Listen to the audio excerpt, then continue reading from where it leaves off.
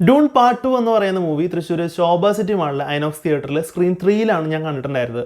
Cinema കണ്ടു കഴിഞ്ഞപ്പോൾ എനിക്ക് തോന്നിയത് ഈ ഒരു സിനിമ തൃശ്ശൂർ ജോസ് തിയേറ്ററിൽ കാണാൻ പറ്റിയിരുന്നെങ്കിൽ, അല്ലെങ്കിൽ തൃശ്ശൂർ രാഗം തിയേറ്ററിൽ കാണാൻ പറ്റിയിരുന്നെങ്കിൽ നന്നായെന്ന് തോന്നണം. അല്ലെങ്കിൽ ഏറ്റവും ബെസ്റ്റായിട്ട് ചെയ്യേണ്ട കാര്യം എന്ന് വെച്ച് കഴിഞ്ഞാൽ തൃശ്ശൂരിൽ നിന്ന് നേരെ കോയമ്പത്തൂരിൽ ട്രാവൽ ചെയ്യുക, അവിടെ ബ്രോഡ്വേ സിനിമാസിൽ ഐമാക്സിൽ പോയിട്ട് ഈ സിനിമ കാണുകയാണെന്നുണ്ടെങ്കിൽ പരിപൂർണം.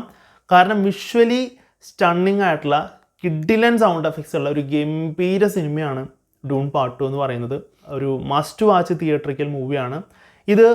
എല്ലാ ടൈപ്പ് പ്രേക്ഷകർക്ക് പറ്റുന്നൊരു പടമല്ലാന്ന് ഞാൻ ആദ്യം പറഞ്ഞു. കാരണം നിങ്ങൾ സിനിമയെ ഇഷ്ടപ്പെടുന്നവരാണ്, നിങ്ങൾക്ക് ടെക്നിക്കലായിട്ടുള്ള കാര്യങ്ങളൊക്കെ ഇഷ്ടമാണ്, അങ്ങനെ ഒരു സിനിമയെ പറ്റി നല്ലൊരു ഇഷ്ടമുള്ള ഒരാളാണെന്നുണ്ടെങ്കിൽ തീർച്ചയായിട്ടും പോയിട്ട് കാണാം. ചാടിപ്പോയിട്ട് ഡൂൺ 2 കാണുന്നതിന് മുമ്പായിട്ട് ഡൂൺ 1 കാണാം. പാർട്ട് 1 നെറ്റ്ഫ്ലിക്സിൽ അവൈലബിൾ ആണ്. പാർട്ട് 1 കുറച്ച് സ്ലോ പേസും കാര്യങ്ങളാണെന്നുണ്ടെങ്കിലും അടിപൊളി പടമാണ്, നമുക്ക് കുഴപ്പമില്ലാണ്ട് കണ്ടിരിക്കാനായിട്ട് പറ്റും. ബട്ട് അത് കണ്ടു കഴിഞ്ഞ് കഴിഞ്ഞാൽ നിങ്ങൾക്ക് വെയിറ്റ് ചെയ്തിരിക്കുന്നത് ഒരു വിഷ്വൽ ട്രീറ്റ് ആണെന്നുള്ളതിൽ യാതൊരുവിധ സംശയവും വേണ്ട. ഞാൻ ഗ്യാരണ്ടി കിട്ടില്ലൻ പടമാണ്. നല്ല തിയേറ്ററിൽ തന്നെ പോയിട്ട് കാണാനായിട്ട് ശ്രദ്ധിക്കുക. വേറെ ലെവൽ പടം. കാരണം പറഞ്ഞു കഴിഞ്ഞ് കഴിഞ്ഞാൽ കുറഞ്ഞു പോകും. ഞാൻ ഇനിയിപ്പോൾ എക്സാജറേറ്റ് ചെയ്ത് പറയാൻ തോന്നുന്നു. കാരണം അത് കണ്ട എക്സ്പീരിയൻസ് എന്ന് പറഞ്ഞാൽ അങ്ങനെയാണ്. കാരണം ഈ ഒരു തിയേറ്ററിൽ കയറിയിട്ട് നമ്മൾ ഈ ഒരു സിനിമ കണ്ട് തുടങ്ങി ഇൻ്റർവെൽ ആയപ്പോഴാണോ ഇൻ്റർവെൽ എന്ന് തോന്നി. കാരണം അത്ര നേരം നമ്മൾ ആ സിനിമയുടെ ഉള്ളിലാണ്. വേറൊരു കാര്യത്തിനെ പറ്റിയിട്ട് നമുക്ക് ചിന്തിക്കാനായിട്ട് തോന്നുന്നില്ല. നമ്മളിങ്ങനെ കണ്ണ് വെട്ടിക്കഴിഞ്ഞാൽ ചില ഫ്രെയിംസ് മിസ്സായി പോകുന്നു എന്നുള്ള തരത്തിൽ അത്രയും നമ്മൾ ഒബ്സർവ് ചെയ്ത് ഇങ്ങനെ കീനായിട്ടാണ് ഇങ്ങനെ സ്ക്രീനിൽ നോക്കിയിരിക്കേണ്ടായിരുന്നത്. അത്രയും എൻഗേജ് ചെയ്ത് കണ്ടൊരു പടമായിട്ടാണ് ഡൂൺ പാർട്ട് 2 എന്ന് പറഞ്ഞ സിനിമ അനുഭവപ്പെട്ടിട്ടുണ്ടായിരുന്നത്. സിനിമയെ പറ്റിയിട്ട് ഇനി ഡീറ്റെയിൽ ആയിട്ട് പറയുകയാണെന്നുണ്ടെങ്കിൽ ഈ ഒരു സിനിമ ഫ്രാങ്ക് ഹെർബർട്ടിൻ്റെ ഡൂൺ എന്ന് പറയുന്ന നോവലിനെ ആസ്പദമാക്കിയിട്ടാണ് ഇറങ്ങിയിട്ടുള്ളത്. ഒരു 3 നോവൽ പാർട്ടുണ്ട് ഇതിന്. അതിൽ ഫസ്റ്റ് പാർട്ടിനെ 2 സിനിമകളായിട്ടാണ് ഇറക്കിയിട്ടുള്ളത്. അപ്പോൾ ഒരു 3 പാർട്ടിനെ മൊത്തം ഒരു 6-7 സിനിമകളൊക്കെ ആയിട്ട് ചിലപ്പോൾ വരാനായിട്ടുള്ള സാധ്യതകളുണ്ട്. ഒരു നോവലൊന്നും ഞാൻ വായിച്ചിട്ടില്ല. ബട്ട് നോവല് വായിച്ചിരുന്നെങ്കിൽ ഒരു പക്ഷേ എനിക്ക് ഇത്ര എൻജോയ് ചെയ്യാൻ പറ്റുമെന്ന് എനിക്കറിയില്ല. ഒരു പക്ഷേ ഇതിനേക്കാളും കിടിലനായിരിക്കാൻ നോവൽ. ബട്ട് എനിവേ ഞാൻ സിനിമ ഗംഭീരമായിട്ട് എൻജോയ് ചെയ്തു, അല്ലെങ്കിൽ യാതൊരുവിധ സംശയവുമില്ല. പിന്നെ ഈ ഒരു സിനിമ ഡയറക്റ്റ് ചെയ്തിരിക്കുന്നത് ഡെന്നീസ് വില്ലിന്യൂ ആണ്. അദ്ദേഹത്തിനെ പറ്റിയിട്ട് കൂടുതൽ എനിക്ക് വലിയ അറിവും ഗ്രാഹ്യമൊന്നും ഇല്ല. ബട്ട് ഇദ്ദേഹത്തിൻ്റെ കുറച്ച് സിനിമകൾ ഞാൻ കണ്ടിട്ടുണ്ട്. എസ്പെഷ്യലി ഇൻസെൻറ്റീസ് എന്ന് പറയുന്നൊരു സിനിമ നിങ്ങൾ കണ്ടിട്ടില്ല എന്നുണ്ടെങ്കിൽ കണ്ടു നോക്കി നോക്കും. ഒരു ഫ്രഞ്ച് ഫിലിമാണ്. ഒരു ഗംഭീര ട്വിസ്റ്റുള്ള, കിളി പറത്തുന്ന ട്വിസ്റ്റുള്ള ഒരു പടമാണ്. ലൈക്ക് നമ്മുടെ അവിടെ മലയാളത്തിൽ ഇരട്ട എന്ന് പറയുന്ന ഫിലിമൊക്കെ നിങ്ങൾ കണ്ട് ആ ക്ലൈമാക്സിൽ കിളി പറന്നു പോയിട്ടുള്ളവരാണെന്നുണ്ടെങ്കിൽ ഈ ഒരു സിനിമ കണ്ടു നോക്കി നോക്കണം. കാരണം ഒരു റേഞ്ച് പടമാണ് ഇൻസെൻറ്റീസ് എന്ന് പറയുന്നത്. കണ്ടിട്ടില്ലെങ്കിൽ തീർച്ചയായിട്ടും കണ്ടു നോക്കി നോക്കി. എനിക്ക് തോന്നുന്നു ആമസോൺ പ്രൈമിൽ അവൈലബിൾ ആണ്. അപ്പോൾ ആ ഒരു ഡയറക്ടറിൻ്റെ റേഞ്ച് എന്താണെന്നുള്ളത് അദ്ദേഹത്തിൻ്റെ ഒരു ഫിലിമോഗ്രാഫി നോക്കി കഴിഞ്ഞ് കഴിഞ്ഞാൽ നിങ്ങൾക്ക് ഏകദേശം ഒരു ഐഡിയ കിട്ടും അദ്ദേഹം ഏത് ലെവലിൽ നിൽക്കുന്ന ഒരാളാണെന്നുള്ളത്. പിന്നെ ഈ ഒരു സിനിമയിലെ കാസ്റ്റ് എടുത്തു നോക്കുകയാണെന്നുണ്ടെങ്കിൽ കിഡിലൻ കാസ്റ്റ് ആണ്, പെർഫെക്റ്റ് കാസ്റ്റിംഗ് ആണ്. തിമോത്തി ചാലമറ്റ് ചെയ്തിരിക്കുന്ന റോള് കാര്യങ്ങൾ, പോൾ എന്ന് പറയുന്ന റോള്, ഇതിൽ ഉസുൽ എന്ന് പറയുന്ന പേരും കാര്യങ്ങളൊക്കെ വരുന്നുണ്ട്. കിഡിലനായിട്ട് ആ റോള് കാര്യങ്ങൾ ചെയ്യുന്നത്. കാരണം ആ ഒരു ക്യാരക്ടറിൻ്റെ ട്രാൻസ്ഫോർമേഷൻ ശരിക്കും വിസിബിൾ ആകുന്നുണ്ട്. ഈ ഒരു സിനിമയുടെ തുടക്കത്തിൽ അല്ലെങ്കിൽ ഡൂൺ പാർട്ട് 1 ആ ഒരു പോൾ എന്ന് പറയുന്ന ക്യാരക്ടർ അല്ല ഡൂൺ പാർട്ട് 2 എൻഡ് ചെയ്യുന്ന സമയത്ത് നിങ്ങൾ കാണുന്നുണ്ടായിരിക്കാം. കിഡിലനായിട്ടുള്ള ആ ഒരു ട്രാൻസ്ഫോർമേഷൻ കാര്യങ്ങൾ, ആ ഒരു ക്യാരക്ടറിലെ ചേഞ്ച് കാര്യങ്ങളൊക്കെ ചെയ്തിട്ടുണ്ട്. ഓൾസോ സെൻഡായയുടെ റോളും സെൻഡായ കിഡിലനായിട്ട് ചെയ്തിട്ടുണ്ട്. എസ്പെഷ്യലി എനിക്ക് അവസാനത്തിലോട്ട് എത്തുമ്പോഴുള്ള പുള്ളിക്കാരത്തിൻ്റെ ചില സംഭവങ്ങൾ കാര്യങ്ങൾ എക്സ്പ്രഷൻസൊക്കെ ഭയങ്കരമായിട്ട് ഇഷ്ടപ്പെട്ടു. അതൊക്കെ നന്നായിട്ട് ചെയ്തിട്ടുണ്ടായിരുന്നു. പിന്നെ ഇതിൽ സ്റ്റിൽഗർ എന്ന് പറയുന്ന ജേവിയർ ബാർഡൻ ചെയ്തിരിക്കുന്ന പുള്ളിക്കാരൻ്റെ റോള്, പുള്ളിക്കാരൻ വലിയൊരു സംഭവമാണ്. ബട്ട് പുള്ളിക്കാരൻ്റെ കുറച്ച് കോമഡി ഇതിൽ രസകരമായിട്ട് വർക്കൗട്ടിൻ്റെ കുറച്ചേ ഉള്ളൂ. ബട്ട് വളരെ ക്യൂട്ടായിട്ട് തോന്നി, രസമായിട്ട് തോന്നി. ആ ഒരു ഇത്രയും സീരിയസ് ആയിട്ടുള്ള സിനിമയുടെ ഇടയിൽ പുള്ളിക്കാരൻ്റെ കോമഡി കാര്യങ്ങളൊക്കെ വർക്കൗട്ട് ചെയ്തത് രസമായിട്ട് തോന്നി. അതുപോലെ തന്നെ റെബേക്ക ഫെർഗൂസൺ ഉണ്ട് ഈ ഒരു ഫിലിമിൽ. സ്റ്റിൽ മിസ്റ്റീരിയസ് ആയിട്ട് നിൽക്കുന്നൊരു ക്യാരക്ടറാണ് പോളിൻ്റെ അമ്മയായിട്ട്. ഇവിടെയും അങ്ങനെ തന്നെയാണ് നിൽക്കുന്നത്. അതെന്തൊക്കെയാണെന്നുള്ളത് കുറച്ച് ഇങ്ങനെ ചുരുളഴിഞ്ഞ് വരുന്നുണ്ട്. അപ്കമിങ് ഫിലിംസിലൊക്കെ ഇനി കിടിലനായിട്ട് വരായിരിക്കും. അതുപോലെ തന്നെ ഡേവ് ബാറ്റിസ്റ്റ ഈ ഒരു ഫിലിമിൽ വരുന്നുണ്ട്. അങ്ങനെ ഒരുപാട് ക്യാരക്ടേഴ്സ് വരുന്നുണ്ട്. ഈച്ച് ക്യാരക്ടേഴ്സിന് നല്ല രീതിയിൽ തന്നെ സ്പേസ് കൊടുത്തുകൊണ്ട് നല്ല രീതിയിൽ തന്നെ സിനിമ സെറ്റ് ചെയ്ത് വെച്ചിട്ടുണ്ട്.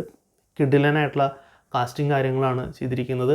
പിന്നെ ഞാൻ വിഷ്വലിനെ പറ്റി പറയുന്നതിൻ്റെ ഒപ്പം തന്നെ VFX കാര്യങ്ങൾ പറയണം. ആദ്യം തന്നെ സിനിമാഗ്രാഫറുടെ പേര് പറയാം, ഗ്രിഗ് ഫേസറാണ്. കിടിലനായിട്ടുള്ള വിഷ്വൽസാണ് കൊടുത്തിരിക്കുന്നത്. എസ്പെഷ്യലി VFX തന്നെയാണ് മെയിൻ. കാരണം ഇതിൽ സാൻഡ് വോമിൻ്റെ കുറേ സീനുണ്ട്.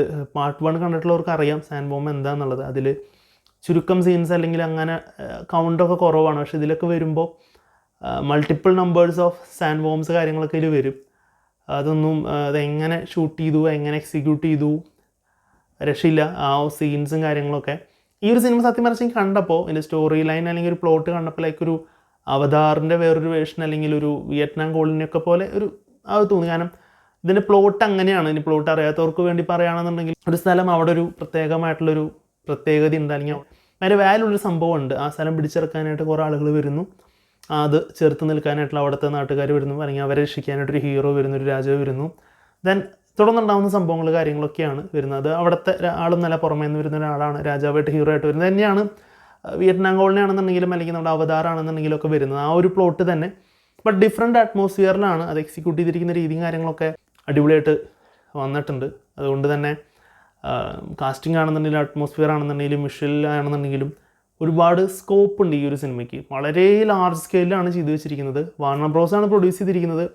പൈസ ഒക്കെ എന്താ പറയുക, ടാപ്പിലൊക്കെ വെള്ളം തുറന്നിട്ട് പോലെ അമ്മാതിരി കൊടുത്തിരിക്കുകയാണ്. കാരണം ഇതിൽ പൈസ ചിലവാക്കിയതിൻ്റെ കണക്കൊക്കെ എടുത്തു കഴിഞ്ഞാൽ അത്രയധികം പൈസ ചിലവാക്കിയിട്ടുണ്ടാവും. അത്ര അധികം എന്ന് പറഞ്ഞാൽ അത്ര അധികം. കാരണം സിനിമ കാണുമ്പോൾ നമുക്ക് മനസ്സിലാവും എത്ര എഫേർട്ട് അല്ലെങ്കിൽ അത്രയും പൈസയും കാര്യങ്ങളൊക്കെ ഇതിൽ ചിലവാക്കി എന്നുള്ളത്. അപ്പോൾ VFX കാര്യങ്ങളൊക്കെ കിടിലനാണ്. മറ്റ് ടോപ്പിൽ വരുന്ന മാർവൽ ആണെന്നുണ്ടെങ്കിലും അല്ലെങ്കിൽ DC ആണെന്നുണ്ടെങ്കിലും സൂപ്പർ ഹീറോ മൂവീസ് ഇറക്കുന്ന അവരിത് കണ്ടുപഠിക്കണം. സത്യം പറയുകയാണെന്നുണ്ടെങ്കിൽ എങ്ങനെ ഒരു VFX സംഭവങ്ങൾ വിഷ്വൽ കാര്യങ്ങളൊക്കെ എങ്ങനെ ചെയ്യണം എന്നുള്ളത് സത്യം പറയാം അത്രയും കിടിലനായിട്ടാണ് ചെയ്തു വെച്ചിട്ടുണ്ടായിരുന്നത്. വേറെ ലെവൽ സാധനമായിരുന്നു. പിന്നെ മ്യൂസിക് പിന്നെ പറയണ്ട, ഹാൻസ് സിമ്മറാണ് മ്യൂസിക് ചെയ്തിട്ടുണ്ടായിരുന്നത്. തുടക്കത്തിലൊക്കെ കണ്ടപ്പോൾ ഇങ്ങനെ കുറച്ച് സ്ലോ പേസിലൊക്കെ അങ്ങനെ പോകുന്നു. ഹാൻസ് സിമ്മറിൻ്റെ മ്യൂസിക് കുഴപ്പമില്ല, വരുമായിരിക്കും എന്ന് വെച്ച് അങ്ങനെ പ്രതീക്ഷിച്ചിരിക്കുന്നു. എപ്പോഴാണ് നല്ലൊരു മ്യൂസിക് വരാമെന്നുള്ളൊരു മൈൻഡ് നമ്മുടെ ഇങ്ങനെ ഉണ്ട്. ഹാൻസ് സിമ്മറിൻ്റെ മ്യൂസിക് അല്ലേ. പക്ഷെ അത് വന്നു കഴിഞ്ഞപ്പോൾ ഒരുമാതിരി വരവായിട്ടുണ്ട്. ചില സാധനങ്ങൾ എൻ്റെ മോനെ അത് ചില സീൻ ഇങ്ങനെ എലവേറ്റ് ചെയ്ത് കൊണ്ടുപോകുന്നതിൽ ഹാൻസ് സിമ്മറിൻ്റെ മ്യൂസിക് ബാക്ക്ഗ്രൗണ്ട് സ്കോർ വേറെ ലെവലാണ്. എസ്പെഷ്യലി സിനിമയുടെ അവസാനത്തിലൊക്കെയുള്ള കുറേ സാധനങ്ങളൊക്കെ കിട്ടില്ലനായിട്ടുണ്ട്. പിന്നെ ഡൂൺ പാർട്ട് 1 കണ്ടിട്ടുള്ളവരാണെന്നുണ്ടെങ്കിൽ ഡൂൺ പാർട്ട് 2 എത്തുമ്പോൾ കുറേ ട്വിസ്റ്റ് ആൻഡ് ടേൺസ് വരുന്നുണ്ട്, കുറേ ചേഞ്ചസ് വരുന്നുണ്ട്. അതൊന്നും അവരിങ്ങനെ വലിയൊരു സംഭവം എന്നുള്ള പോലും അവർ കാണിക്കുന്നില്ല. എന്നാ പിടിച്ചൊരു ട്വിസ്റ്റ് എന്നോ പിടിച്ചോ അങ്ങനെയൊന്നല്ല. ഇങ്ങനെ പോയിക്കൊണ്ടിരിക്കുമ്പോൾ ഒരു ട്വിസ്റ്റ് അല്ലേ പോയത് എന്നുള്ള തരത്തിൽ നമുക്ക് തോന്നിപ്പിക്കുന്ന തരത്തിൽ അങ്ങനെയാണ് ട്വിസ്റ്റ്. പിന്നെ എനിക്ക് നല്ല കുറച്ചും കൂടി നല്ല ഓഡിയൻസിൻ്റെ കൂടെ കാണുന്നത്. എൻ്റെ കൂടെ ഉണ്ടായിരുന്ന ഓഡിയൻസ് ഒന്നും തീരെ റെസ്പോൺസീവ് ആയിരുന്നില്ല. ഉണ്ടാണ്ട് ഇങ്ങനെ ഇരുന്ന് പടം കാണാം. അത് നമുക്കങ്ങനെ ശരിക്കും കുറേ സ്ഥലത്തൊക്കെ അങ്ങനെ എൻജോയ് ചെയ്യാനായിട്ടും ബഹളം വയ്ക്കാനൊക്കെ ആയിട്ട് തോന്നിയെന്നുണ്ടെങ്കിലും ഐനോക്സിൽ പൊതുവെ അങ്ങനെ ബഹളം വയ്ക്കൽ പരിപാടികൾ കുറച്ച് കുറവാണ്. അതുകൊണ്ട് ആ ഒരു സംഭവം ഞാൻ വളരെയധികം മിസ് ചെയ്തിരുന്നു. എനിക്കൊരു സെക്കൻഡ് വാച്ചിനുള്ളൊരു പടമുണ്ട് സത്യം പറയാച്ച ഡൂൺ 2 എന്ന് പറയുന്നത്. അപ്പോൾ ഐമാക്സിലൊക്കെ കാണാൻ പറ്റുകയാണെന്നുണ്ടെങ്കിൽ ഒരു ലൈഫ് ടൈം എക്സ്പീരിയൻസ് ആയിരിക്കും. ഞാനതൊരു ഫുള്ളി ഐമാക്സിൽ ഷൂട്ട് ചെയ്ത ഫിലിമാണ്. ഫസ്റ്റ് പാർട്ട് വരെ ഇറക്കിയ സമയത്ത് അത് സക്സസ് ആവുകയാണെങ്കിൽ മാത്രമേ ഈ സെക്കൻഡ് പാർട്ട് ഇറക്കുള്ളൂ എന്ന് പറഞ്ഞിരുന്നു. അപ്പോൾ ഫസ്റ്റ് പാർട്ട് ഇറക്കിയ സമയത്ത് കൊറോണയുടെ ടൈമൊക്കെ ആയിരുന്നു, 2021 കാലഘട്ടമൊക്കെ ആയിരുന്നു. ഇപ്പോൾ എന്തായാലും ഈ ഒരു സിനിമ 1 ഹിറ്റായി സ്ഥിതിക്ക് എന്തായാലും ഇനി 3rd 4th 5th 6th എന്തൊക്കെ ഉണ്ടോ അതിനൊക്കെ കട്ട വെയിറ്റിംഗ് ആണ്. കിടിലൻ പടം, വേറെ പ്രത്യേകിച്ചൊന്നും പറയാനായിട്ടില്ല. ഇങ്ങനെ പറഞ്ഞുകൊണ്ടിരുന്നു കഴിഞ്ഞാൽ കിടിലൻ തന്നെ പറഞ്ഞുകൊണ്ടിരിക്കും. കാരണം അങ്ങനെയാണ് ഈ സിനിമ എനിക്ക് തന്ന ഒരു എക്സ്പീരിയൻസ്. ഇത്ര പ്രതീക്ഷയില്ല ഈ ഒരു പടം ഇത്രയ്ക്കും ഗംഭീരമായിരിക്കും എന്നുള്ളത്. വേറെ ലെവൽ പടം. സോ ഈ ഒരു സിനിമ നിങ്ങൾ തിയേറ്ററിൽ പോയിട്ട് കണ്ടിട്ടുള്ളവരാണെന്നുണ്ടെങ്കിൽ നിങ്ങളുടെ അഭിപ്രായം എന്താണെന്നുള്ളത് കമൻറ്റ് ബോക്സിൽ രേഖപ്പെടുത്തുക. ഈ വീഡിയോ ഇഷ്ടപ്പെട്ടാണെന്നുണ്ടെങ്കിൽ ചാനൽ സബ്സ്ക്രൈബ് ചെയ്യുന്ന കാര്യം പരിഗണിക്കുക. സോ മറ്റൊരു വീഡിയോയിൽ കാണുമ്പോഴേക്കും ഗുഡ് ബൈ.